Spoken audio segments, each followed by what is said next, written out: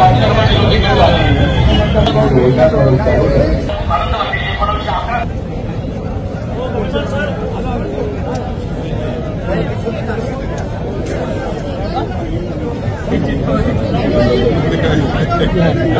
क्या करूँ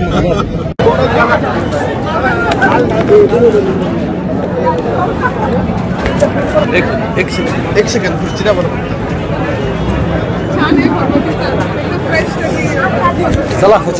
समाजात विविध घटक आहेत, जात धर्म आहेत, पंथ आहे, भाषा आहे, चालीरीती आहे, परंतु ह्या सगळ्या जे काही आपली विविधता आहे त्यामध्ये एकता असली पाहिजे ही कल्पना त्यामधली आहे। आज जे समतेची मिसळमध्ये हजारो नागरिकांनी सहभाग घेतला, हे सर्व जाती धर्माचे आहेत। याकरता जो सीधा गोळा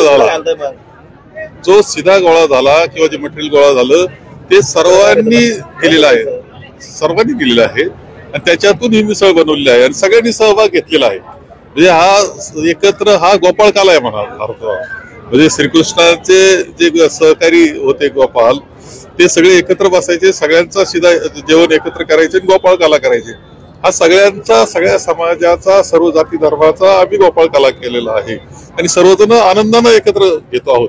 यात भेद नाही, माणसामध्ये भेद आम्ही करायचं नाही आणि शेवटी देश पुढे न्यायचा असेल तर जातीच्या आधारावर राजकारण, धर्माच्या आधारावर राजकारण, त्याच्यावर सत्तेची पोळी भाजणं हे दुर्दैवीच आहे आणि ते बदलण्याचा प्रयत्न आम्ही करतो। आज कुठेतरी महाराष्ट्रात किंवा देशामध्ये कुठेतरी जाती धर्मांमध्ये भेद निर्माण केला जातोय, तसं राजकारण सुरू आहे। देशात तर जाती धर्मावरच राजकारण आता चाललेलं आहे, ते राज्यघटनेला सुद्धा बिलकुल मान्य नाही, परंतु दुर्दैवानं होतं आहे आणि त्याला आपले नागरिक बळी पडतानाही दिसत आहेत। ही वस्तुस्थिती आहे, या आशेने देश पुढे जाणार नाही। देशात जातीय जनगणना व्हावी अशी अनेक दिवसांची मागणी होती, केंद्राने अखेर काल घोषणा केलेली आहे। काय वाटतं, खरंच जातीय जनगणना प्रत्यक्षात होईल की फक्त निवडणुका डोळ्यांसमोर ठेवून केलेली होती? ही तर मागणी काँग्रेसची होती, राहुलजींचा आग्रह होता। सगळीकडे प्रत्येक राज्यात पाहिलं काही ना काही आंदोलन चाललेलं आहे आरक्षणाचं। याला उपाय काय?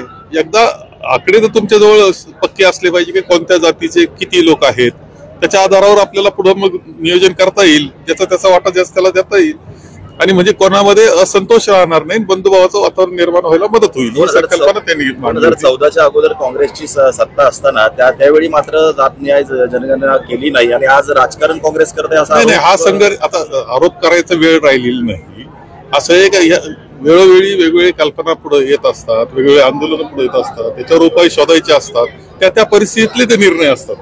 अलीकडे आपण 14 सालानंतरचे आंदोलन पाहिले तर समाजात खूप आंदोलन सुरू झालेले आपल्या सगळ्यांना दिसत आहेत। ते त्यापूर्वी इतके नव्हते, दुर्दैवाने ते सुरू झाले तर उपाय शोधला पाहिजे।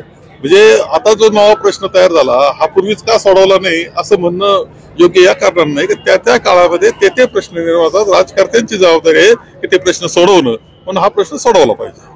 राज्यात सध्या उद्धव ठाकरे आणि राज ठाकरे एकत्र येण्याचा विषय चालू आहे, त्याचबरोबर शरद पवार आणि अजित पवार एकत्र येण्याचा विषय चालू आहे। काय होईल, काँग्रेस कसं बघते या सगळ्या गोष्टी? नाही, शेवटी असं आहे की मी तर आता यापूर्वी सांगितलं की राजकारणाचे मतभेद तत्वाचे विचाराचे असू शकतात, ते व्यक्ती देशाचे नसले पाहिजे।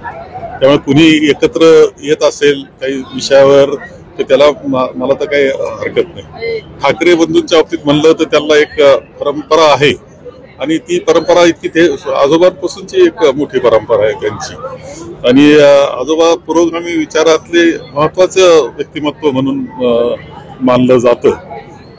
वडिलांची परंपरा आहे महाराष्ट्र धर्माची। शेवटी जनतेच्या हिताकरता जर एकत्र येत असतील तर आनंद आहे, पण तो पुरोगामी विचार आणि लोकशाहीला जपण्याकरता एकत्र यावं एवढीच अपेक्षा आहे। ज्या पद्धतीने विखे पाटलांवरती 9 कोटीच्या अपहाराचे कारखान्यातले आरोप झाले, त्यांनी आरोप फेटाळलेत, मात्र कुठेतरी महायुतीतील माणिकराव कोकाटे असतील, धनंजय मुंडे असतील, त्याच्यानंतर विखे पाटील असे 3 मंत्री जे आहेत ते शेतकऱ्यांच्या प्रश्नावरून अडचणीत येतात। मला काही त्या विषयाचा अजून बारकाईने अभ्यास मी केलेला नाही, त्यामुळे मी बोलणं काही योग्य होणार नाही।